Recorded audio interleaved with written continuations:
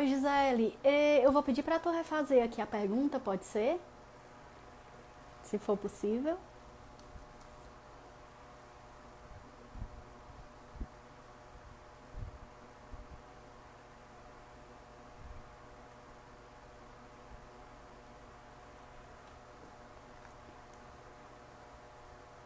Então, estamos retomando, gente, a live, só aguardando aqui o Cássio voltar.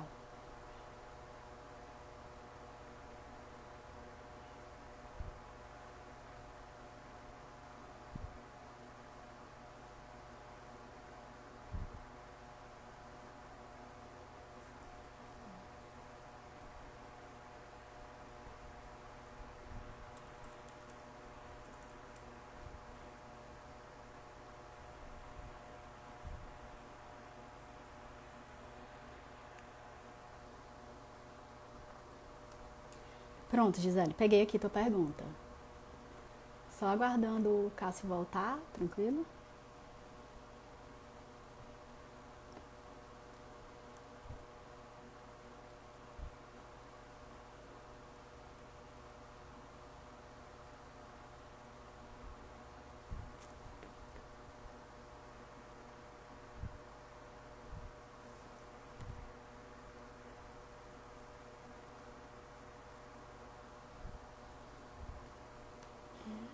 Pronto, Cássio já tá voltando, só um minutinho.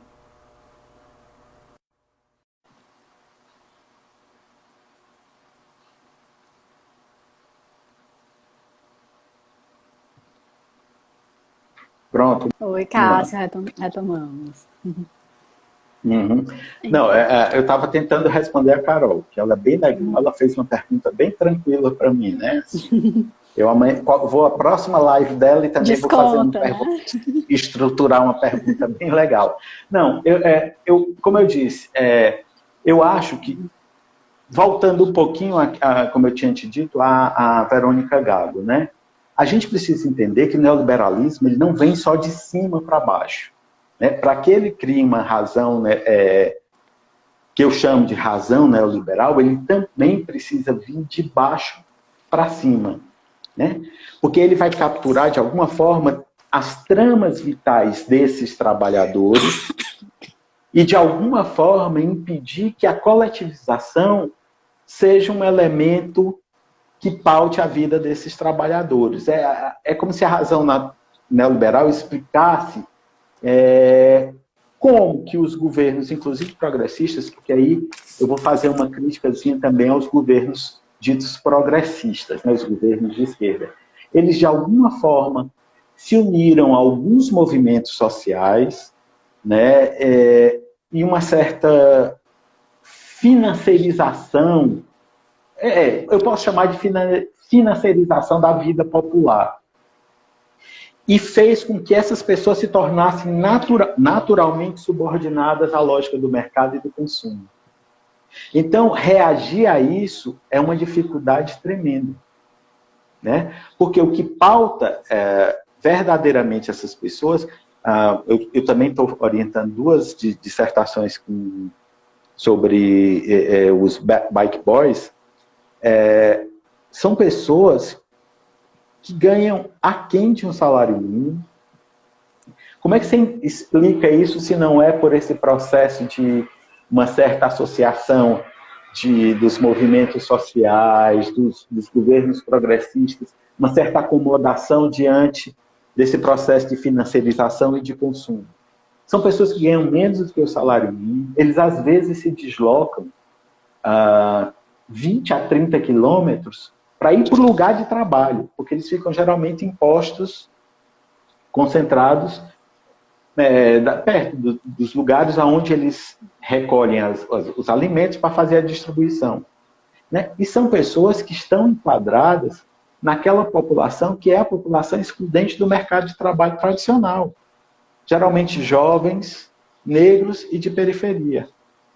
Né? Então, assim, é como se houvesse um processo de naturalização e que a reação dessas pessoas não pudesse passar que se não fosse por esse processo de financiarização e de consumo.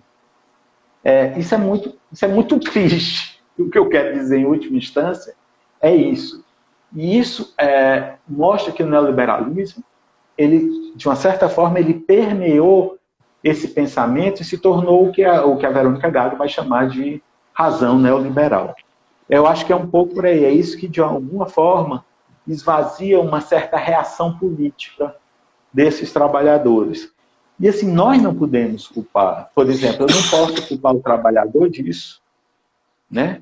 Porque é a mesma coisa, só aproveitando a pergunta da Carol para dizer, é muito interessante quando você vê as pessoas criticarem aquelas filas gigantescas na busca do auxílio emergencial na Caixa. Dizendo, mas esse povo é muito irresponsável, não guardam distância de 1,5 metro.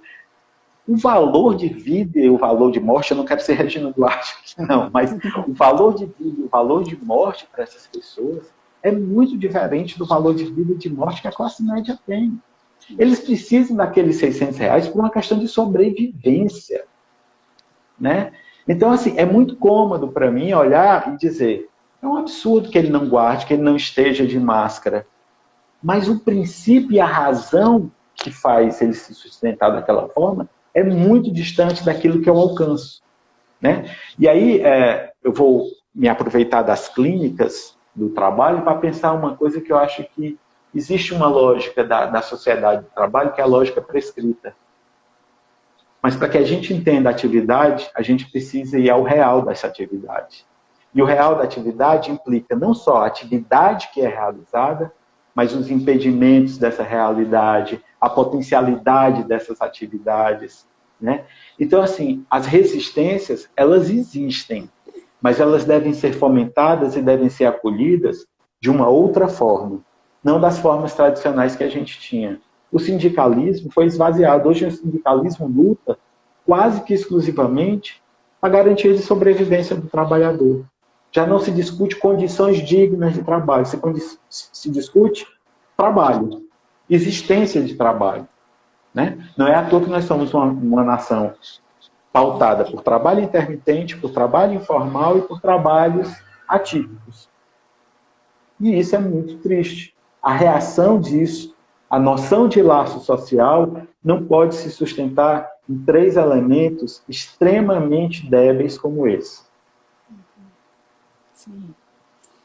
E aí, acho que você cutuca a gente, né, Cássio, nós da classe média, né, a repensar, inclusive, a normatização imposta dos nossos valores como valores legítimos, né, como valores aplicados a toda a sociedade, seja no valor de vida, seja no valor de trabalho, né? Enquanto a gente está aqui sem sair de casa, né, e o discurso é fique em casa para proteger a sua vida, nós acordamos hoje com a notícia de uma criança de 14 anos, um adolescente de 14 anos, né, baleado dentro de casa, no morro, né? Então, enquanto uns estão aí protegendo a própria vida contra o vírus, os outros precisam sobreviver à polícia antes de sobreviver ao vírus, né? Exatamente. Porque é só uma coisa, Mona, isso é muito importante. Essas coisas, o que a pandemia para uma parcela da população é só mais uma ameaça. Sim. A ameaça de vida delas está pautada por uma série de outros riscos. Sim. Então, para a gente é um grande risco. Mas para a parcela da população é só mais uma ameaça. E eu acho que a gente precisa se perguntar também, né, se essa pandemia ela tivesse começado nas classes populares, nós teríamos no Brasil essa mobilização que nós temos hoje, né? E, assim, inclusive, alguns, a começar pelo próprio representante da República, né, pregando aí o fim do isolamento, do distanciamento, né? Por quê? Porque aliviou para as classes mais abastadas, né? Enfim, toda vida que importa ou são algumas vidas, né? A gente sabe que não, né? Pelo discurso oficial. Deixa eu só falar uma coisa, porque assim, a gente está muito vira-lata brasileiro, mas eu acompanho muito a situação da Espanha. Como eu morei muito tempo na Espanha e tenho muitos amigos lá, a elite, a direita, eu posso dizer escrota aqui na live, eu não tenho problema. À vontade. Não, né? Mas a elite escrota, na Espanha, por exemplo, começou a dar sua cara também, né? Mostrando e fazendo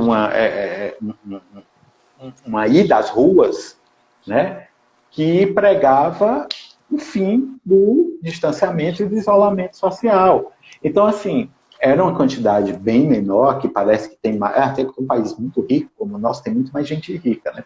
Qualquer pessoa que é dona de um carro acha que é classe média, bem-sucedido, empresário. Mas, assim, é impressionante como isso se deu na Inglaterra, isso se dá nos Estados Unidos, isso se dá na Espanha, né? Então, não é um fenômeno... E é importante que a gente não perca isso de vista.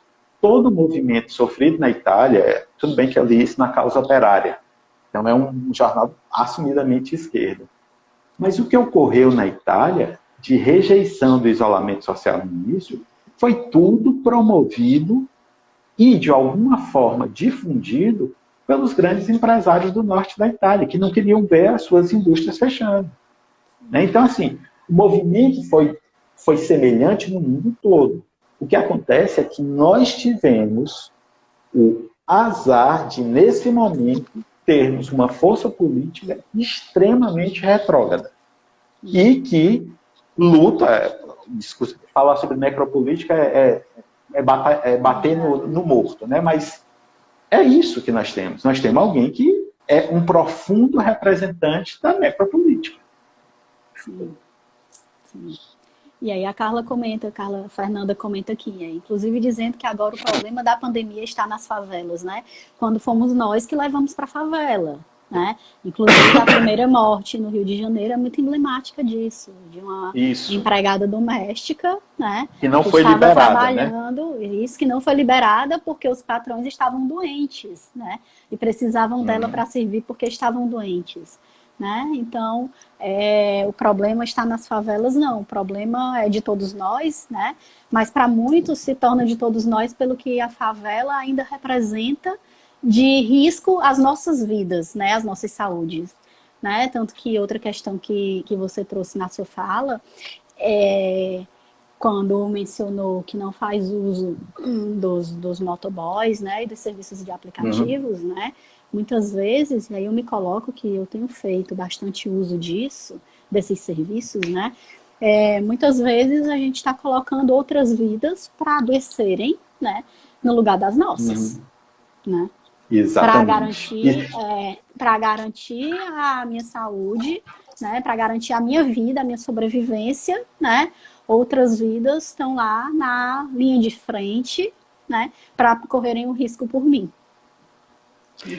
Agora sim, para não aparentar também ser o bonzinho. Mas eu peguei Uber na época se eu vou sair e vou, o pessoal não pensar que eu sou alcoólatra, né? Mas quando eu raramente saio e vou beber, né, tomar o meu vinhozinho, eu geralmente vou de Uber. E o Uber também é uma exploração cruel com esse trabalhador. Eu digo porque a gente mesmo faz um filtro sobre isso, mas eu estou colocando não só em risco, mas eu estou colaborando no processo de exploração desse trabalhador. Mas é isso mesmo. Se eu não fizer, outro vai fazer. Existe uma discussão muito profunda sobre isso. Sim, inclusive é pontuada na questão do lockdown, né?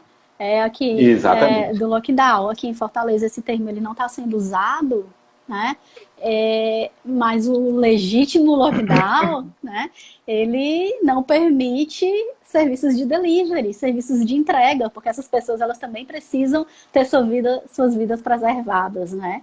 E aqui em Fortaleza, e acho que no Brasil como um todo, não sei, não está acompanhando, nos lugares que estão usando esse termo, mas me parece que esses serviços, eles estão colocados como essencial, né? E aí, aproveitando, né, burlando um pouco aqui a ordem das perguntas, mas trazendo uma pergunta que foi colocada e que tem a ver com isso, né? Carla Fernanda pergunta o que é que você acha sobre o prefeito de Belém que decretou a atividade de empregada doméstica ser considerada essencial, porque os médicos, por exemplo, precisam de alguém para ajudar em casa. Ela quer mesmo que eu diga o que é que eu acho do prefeito de Belém. Gente, isso é o retrato claro de que toda aquela discussão sobre Lei Áurea e a eliminação do escravagismo no Brasil não foi superada. Quando você, inclusive, vai entender todo o processo de precarização do trabalho, eu fiz o ano passado, eu participei de um seminário na USP, onde a gente estava discutindo o neoliberalismo na América Latina. Como é que cada país, na mesa tinha um representante do Chile, um representante da Colômbia, eu falando sobre o contexto nordestino e uma amiga falando sobre o contexto do sul do Brasil. E eu fui fazer uma recuperação histórica, li alguns textos históricos sobre isso, e é muito claro que, desde o momento que houve a libertação dos escravos no Brasil, eles foram os precursores dos processos de precarização do mundo do trabalho, né?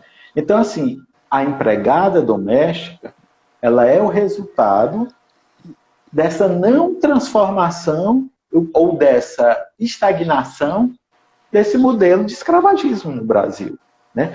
Você vê que o que a classe média gritou, talvez seja por isso que quando a Carla faz essa pergunta, eu só fiquei me lembrando da Danusa Leão na época dos direitos das empregadas domésticas, né? Ou seja, como incomoda a classe média essa aproximação com a classe mais baixa.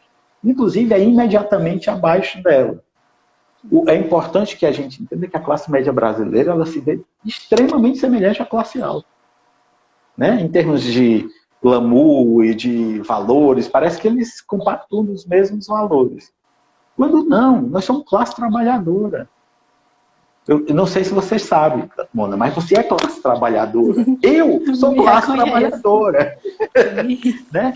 E a gente está muito mais próximo da empregada doméstica do que do Júnior Dusk, que não entende porque é que diminuiu a afluência de pessoas nas lojas dele do Madeiro, né, em Santa Catarina e Paraná, porque é que diminuiu a afluência de clientes. Ou é um ignorante completo, ou ele é ingênuo de imaginar que isso vai voltar a ser do jeito que era, né? Tem essas frasezinhas de efeito, mas que eu acho bonitinha, né? Que o normal era o problema. O que a gente achava que era normal no mundo é que era o grande problema. Então, tomara que a gente não volte à normalidade, que a gente mude. Sim. E que sem ser... assim, sem exaltar, achar que a pandemia vai trazer coisas boas e etc, isso, né?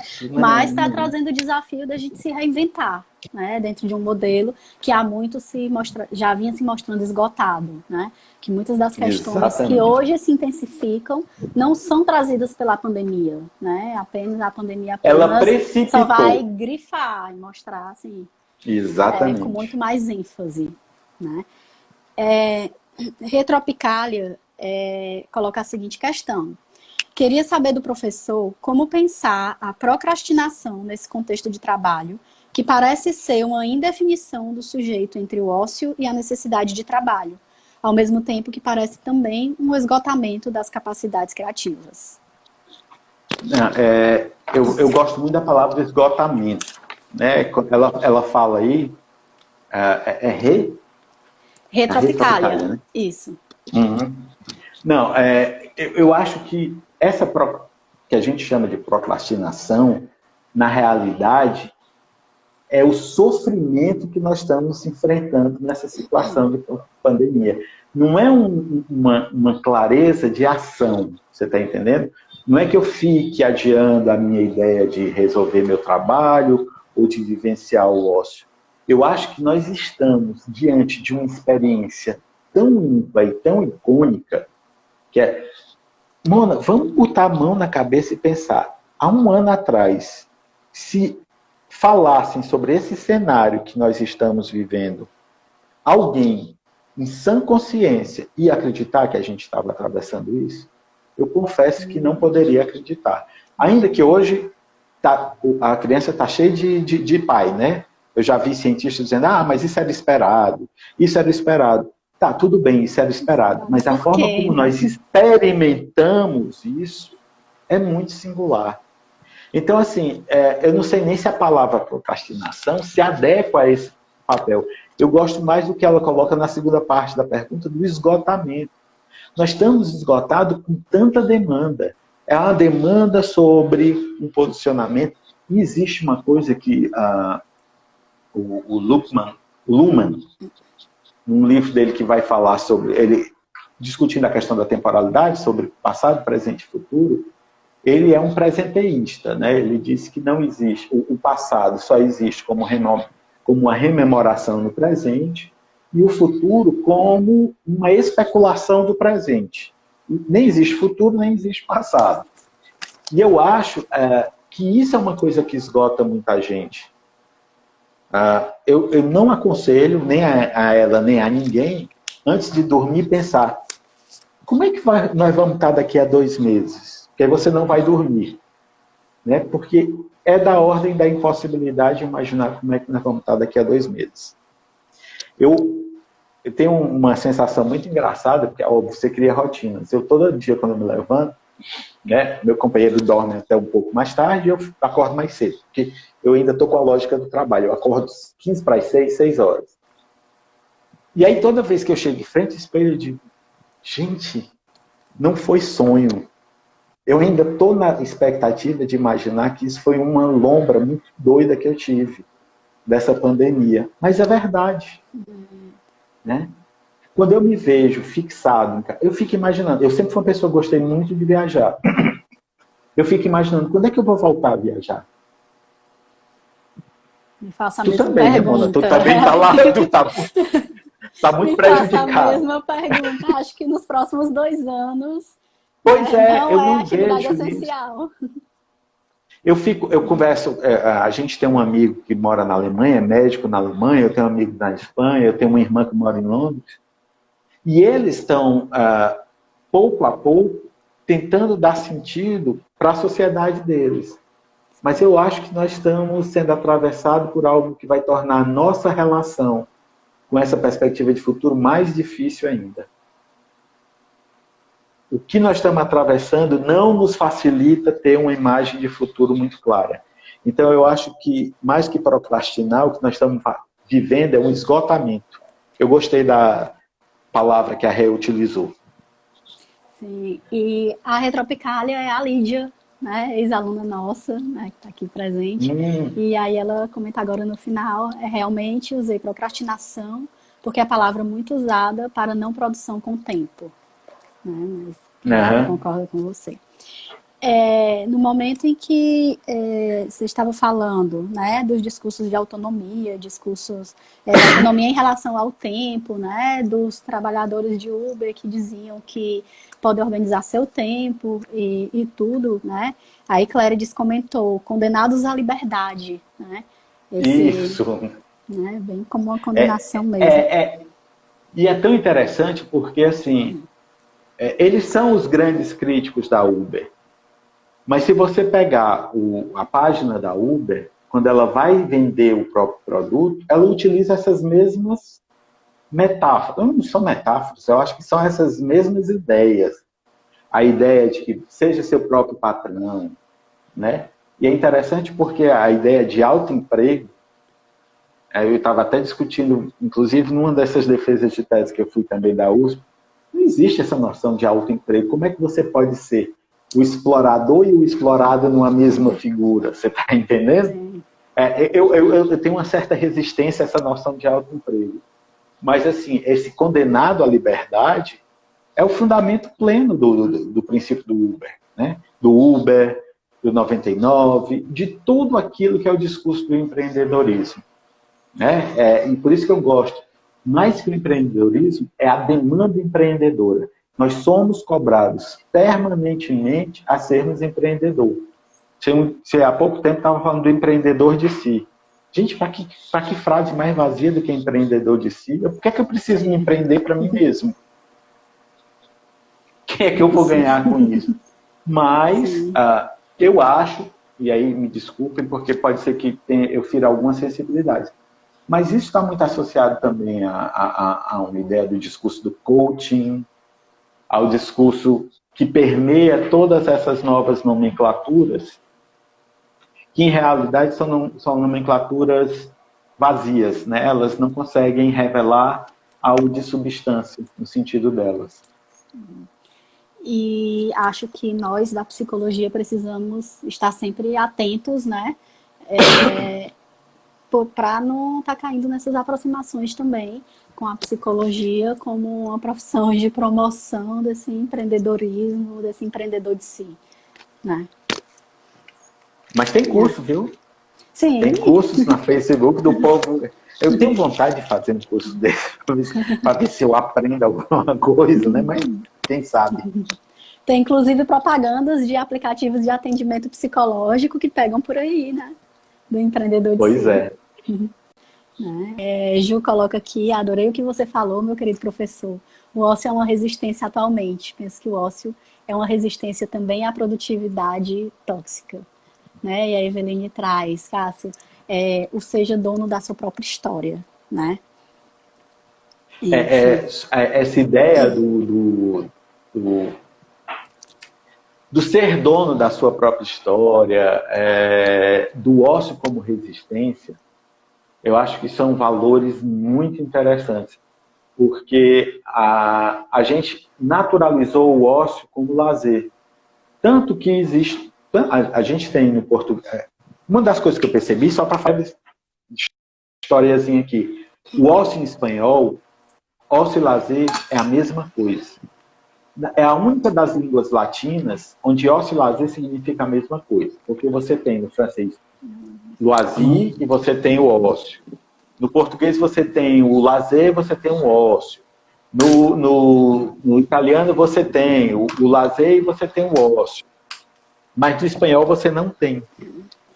E eu tinha muita dificuldade, quando eu comecei a ler alguns textos, fazendo a minha tese, de estabelecer essa distinção. Né? Mas essa ideia de que o lazer de que o ócio é uma resistência, ela é resistência porque ela é o gozo real e verdadeiro da liberdade. E não a autonomia neoliberal. Entendo.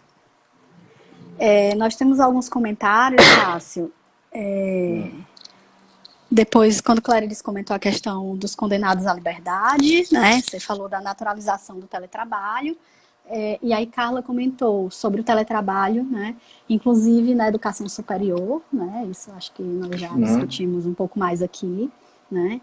Aí Bye comentou aqui, chefe ligando depois do horário do expediente, querendo tudo para antes de ontem, mandando mensagem domingo e feriado, né? Bem isso. E Carol Leão completa, o futuro é o pior possível, né? E aí a Lídia traz, o futuro só pode se dar em uma revolução total, né? Daí Gisele pergunta, né, quais as implicações da lógica produtiva neste período de isolamento para a saúde mental dos trabalhadores. Nossa Senhora, essa é a pior possível. Se existe algo pior, é essa imposição produtivista que nós não abandonamos. Né? Por isso que eu digo, e eu acho que ficou corroborado aí pela Carol, quando ela disse que o futuro é o pior possível, é porque eu acho que passado esse momento pandemia, passado assim, eu vou até fazer uma certa pontuação sobre isso. A pandemia não vai passar. Não como fenômeno do risco, porque se descobrirem uma vacina, um medicamento, ela tende a deixar de ser esse risco de saúde. Mas ela vai estar introjetada nas formas de comportamento que nós vamos apresentar daqui para frente. Né? Então, eu acho que o futuro para a gente vai ser um futuro bastante ameaçador da nossa integridade como trabalhador. Eu não vou nem falar na dimensão subjetiva mais ampla, mas no futuro como trabalhador, nós vamos estar profundamente ameaçados. Eu, brincando, um dia desse eu estava numa outra live, e eu disse, alguém me perguntou, o que é que você espera pós-pandemia? Eu digo, me aposentar imediatamente. Né? Para fazer a escolha clara do meu isolamento social, mas é uma escolha do meu desejo, não uma escolha imposta por uma condição de uma crise na saúde. Então, eu acho que o trabalhador vai sair, por incrível que pareça, mais fragilizado dessa relação do que antes. Porque vai se esperar dele uma compensação sobre esse período. Porque não se espantem se não houver uma culpabilização do trabalho, eu não estou falando nem do trabalhador, mas da atividade de trabalho, sobre isso. Porque já começa a se discutir nas grandes economias a questão do PIB, a questão da retomada econômica. Então, a economia, ela, de alguma forma, silenciou por algum momento, mas ela continua a ser a grande disciplina reguladora da sociedade, né?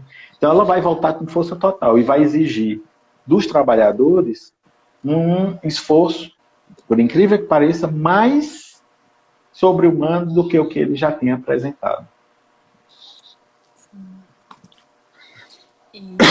Gisele continua, né? E como fica o trabalho dos professores pós-pandemia? Né? Colegas demitidos, outros com salários reduzidos, né? nas instituições privadas.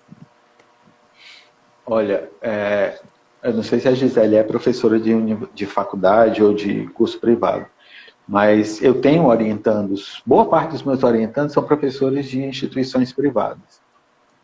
E eu te juro que uma das coisas, quinta-feira eu vou ter até supervisão coletiva com todos eles, é que eu vou dar uma de tranquilizador para eles, né? Que a Eveline não me escute, que ela deve estar ainda nesse meio, mas é um avant-première do que eu vou discutir quinta-feira. É que me parece que o que estão fazendo com esses professores é algo inumano, né? Preparação de aulas, exigência de cumprimento de horários, como se houvesse uma condição de normalidade. Nós não estamos na normalidade. Você é de uma instituição pública, eu sou de uma instituição pública, sei que a Carol é de uma instituição pública, nós temos ainda alguma força de resistência. Mas o pessoal que está na instituição privada está submetido a isso que eu estou chamando do risco pós-pandemia. A ameaça vai ser a política de condução do mundo do trabalho, né? E isso é muito complicado, porque o sofrimento psíquico vai estar na estratosfera. Eu estava lendo uma reportagem de uma psiquiatra do país de Gales, e ela dizia que nós vamos ter, óbvio, isso é normal, pós-pandemia, uma demanda muito grande pelos psicólogos, pelos atendimentos terapêuticos. E eu acho que nós, do campo do trabalho, e eu vou falar do meu campo, nós precisamos estar preparados para enfrentamento da condição de saúde do trabalhador. Vai ser um campo que vai demandar da ação do psicólogo do trabalho um esforço maior ainda para a gente entender o fenômeno. Aliado a isso, intensificado, né, com a questão também do sofrimento econômico, né? Exatamente. Eveline está presente, sim, inclusive ela coloca também outras questões, né? Sim, Gisele te responde que ela já foi professora de instituição particular, mas agora está no serviço público, né? É professora e gestora, né? Uhum. A Eveline pergunta, estou antecipando a pergunta porque está dentro da temática que está sendo discutida agora, né? Porque tem outras perguntas na fila. Né? Na lógica da pós-graduação, essa produtividade ela é cobrada em artigos e textos, como se a escrita fosse um produto do tempo maior no espaço domiciliar. Né? Ela complementa, né? Será que o orientador vai cobrar mais no pós-pandemia? Não, o orientador vai ser bem bonzinho. Se ela botar o nome do orientador em todos os artigos dela. Espero que meus orientantes também, minhas orientandas... Aproveitando a deixa, né, Mônica? Escutando também, né? Nós temos aqui uma pergunta da Roberta Liana, né? Na verdade, um comentário à sua fala, né? Excelente observação do professor Cássio. A classe média se constitui subjetivamente como elite e dona de meios de produção e riqueza. né? E aí, complementando com o comentário da Ju logo em seguida, né, nós sentimos culpa por não entrar na lógica produtivista e louca de exploração do trabalhador. Isso. E esse é outro problema, são os processos de... Eu sempre digo, eu defendo que existe uma política pública, também as piadas, né, que não é uma política pública, que é a política pública do neoliberalismo, que é o processo de precarização do trabalho. Quando eu precarizo o trabalho, quando eu fragilizo, vulnerabilizo, eu tenho, e aí eu vou voltar lá para uma pergunta que a Carol fez, eu tenho como fazer o controle dessa massa trabalhadora. Porque a precariedade é a ausência de expectativa no futuro. Então, o trabalhador intermitente, o trabalhador temporário, ele não tem como pensar e planejar um futuro nem de curto, nem de médio prazo, que dirá de longo prazo. Então, isso é um fator de desestruturação, de sofrimento psíquico muito forte. Então, como ele vive ao dia, e eu digo que vive ao dia porque ele vive ao dia mesmo. Às vezes, é a rentabilidade... Tem um vídeo sobre os Ubers e o pessoal, os Biker Boys, eu acho, que a gente estava discutindo numa live recente também, que foi o pessoal do Tramps da USP estava colocando, em que o cara tinha, no único dia, conseguido apurar R$7. Só que a passagem dele, de vinda, porque ele aluga uma bicicleta do Itaú, custa R$4,50. Nesse dia, ele teve que pagar para trabalhar. Então, veja, isso é uma situação de precarização evidente. Né? E é isso que vai acontecer, porque assim, se a gente falar em desemprego, a partir desse momento pós-pandemia, que vai ser o grande desafio de qualquer nação, nós vamos ter esses nichos precários de mercado inflados. Hoje nós temos 4,5 milhões de trabalhadores de entrega, mais ou menos. Espere 8 milhões. Com 8 milhões, a rentabilidade dele, que hoje é de R$990, vai cair para 500, 600. E isso vai ser a norma de funcionamento dessa categoria. Isso é muito triste. Sim. E sem contar aqueles que não vão conseguir nem adentrar nesse tipo de serviço. Né? Exatamente. E aí o que é que acontece? Essas empresas, elas têm um poder de controle muito maior. Se ele deixar de atender 2 chamadas, ela elimina ele da loja, porque ele vai ter um exército de reserva. Se agora era de 1 milhão, ele vai ter 4 milhões querendo uma vaguinha lá no aplicativo. O futuro é complicado. Roberta comenta aqui, a cobrança da produtividade é uma herança do modo como o neoliberalismo arquiteta as vidas individuais. O tempo livre tem que ser produtivo e gerar lucro, ganho. Bem isso. Principalmente o tempo livre do trabalhador. Sim. O tempo livre de uma classe social, ele tem que ser para gastar com o lazer. Então, assim, eu fico imaginando, eu trabalhei muito tempo em termos de pesquisa com o setor de turismo e lazer. Esse foi o primeiro que entrou na crise e vai ser o último a sair. Porque quem é que vai pensar em lazer num período pós-pandemia? Eu não estou falando de ócio, estou falando de lazer. Que a gente discutia. Você é uma viajante convicta, eu um viajante convicto. Nós não somos turistas, Eu vou entrar no discurso da diferença entre o turista e o viajante. A gente não vai para conhecer o monumento A, B e C. A gente vai muitas vezes para experienciar a cultura, para conhecer como é que as pessoas se comportam. Eu vou também muito pela gastronomia, pelos vinhos, por essas coisas. Então, nós vamos colocar esse desejo ou essa ansiedade de vivenciar a experiência da viagem num lugar muito mais secundário agora. Pelo menos no primeiro momento. Então, essa vai ser uma atividade que vai sofrer muito dos efeitos da pandemia. E era uma atividade que garantia uma quantidade de empregos absurdas. Sim, inclusive em Fortaleza, né? Na nossa cidade aqui, é uma das principais fontes de renda da cidade. Está muito abalada e vai ficar Exatamente, por um bom tempo. por um bom tempo. Jane Kelly te pergunta, né?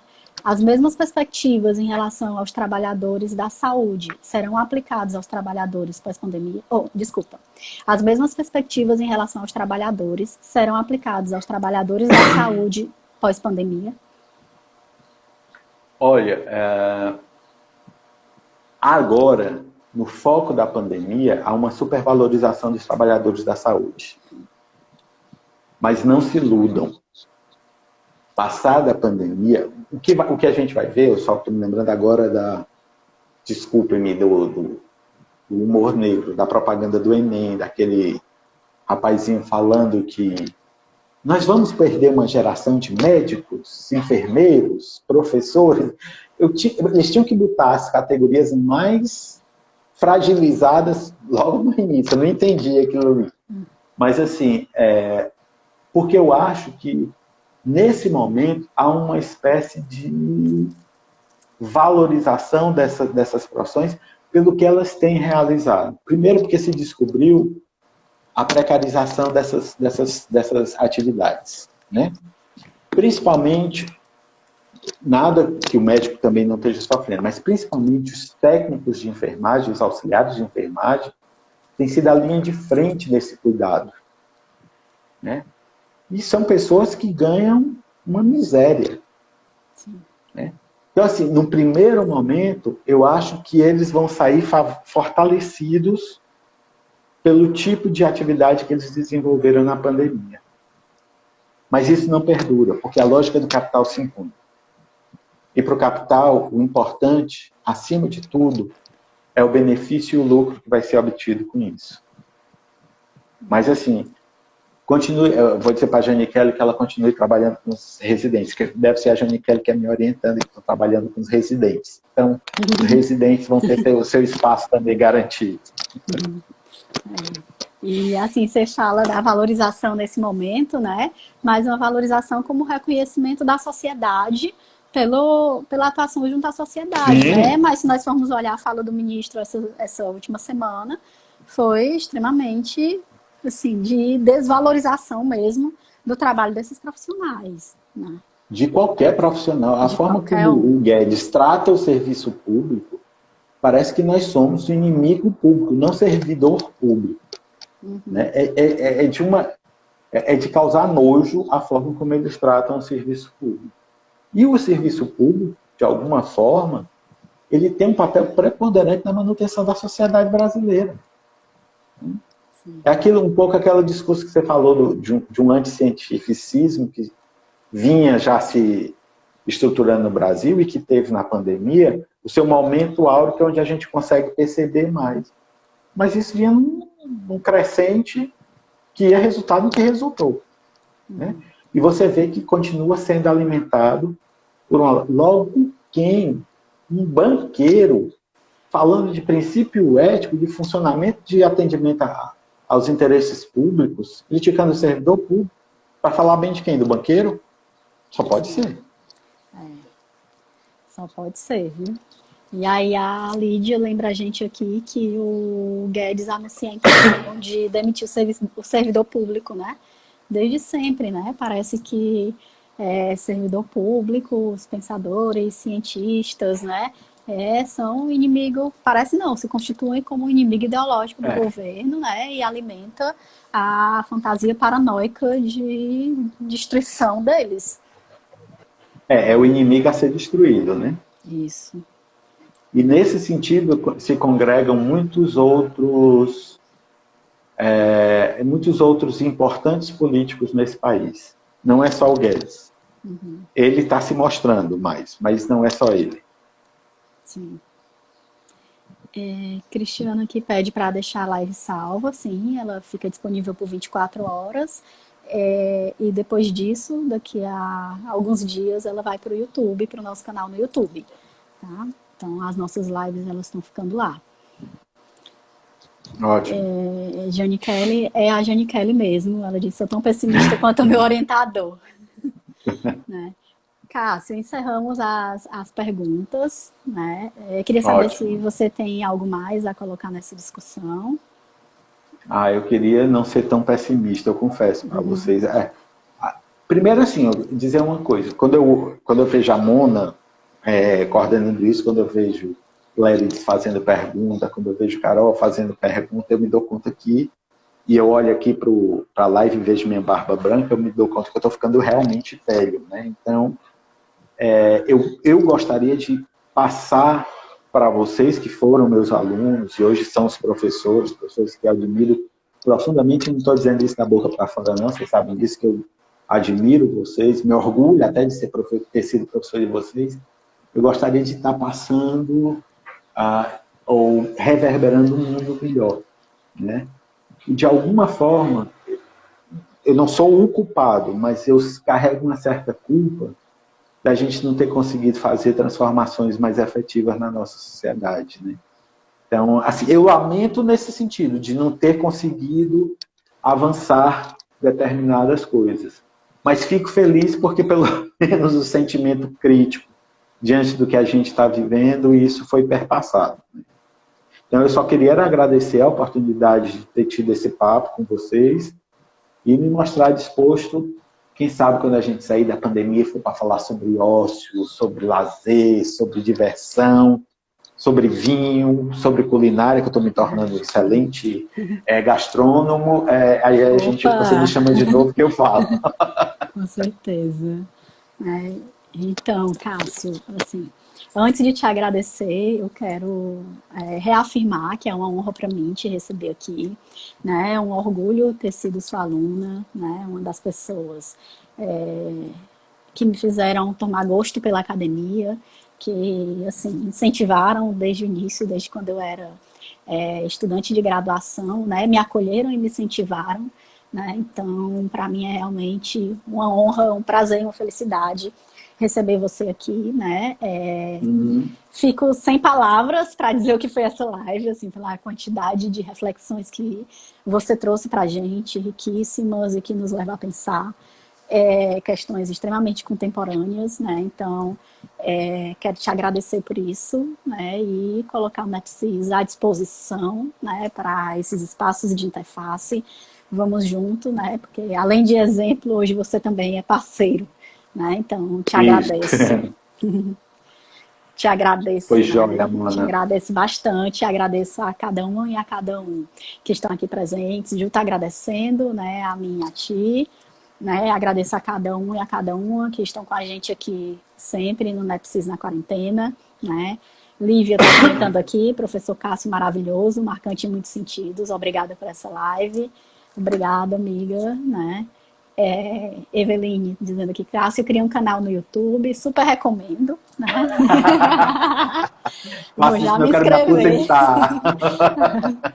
E assim, mais uma vez te agradecer, Cássio, e antes de encerrar a live, né, dizer que continuamos com o NEPSIS na quarentena, sexta-feira, né, dia 22, e vamos receber Williana Lousada, psicóloga clínica, que trabalha na assistência e formação, pesquisadora da área de saúde mental pública, doutora em psicologia pela Universidade Federal Fluminense, e Williana vai discutir conosco aqui clínica e processos grupais e a quarentena.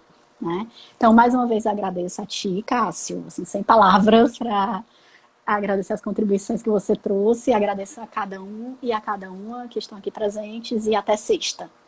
Um beijo. Um abraço a todos, Tchau, beijo. tchau.